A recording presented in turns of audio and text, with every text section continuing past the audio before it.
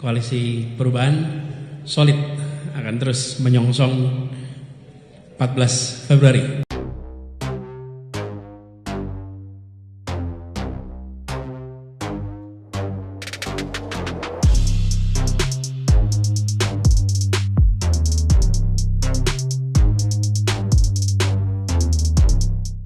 Kita dari awal disampaikan menghormati, dan ini adalah sebuah demokrasi di mana partai, pimpinan partai dan masyarakat memiliki hak yang sama untuk menentukan pilihannya dan menentukan arah di dalam Pilpres dan Pemilu ini.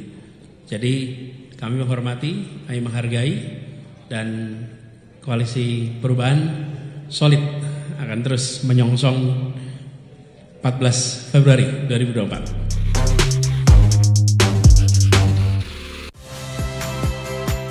Saya Niluh Puspa. Saksikan program-program Kompas TV melalui siaran digital, pay TV, dan media streaming lainnya.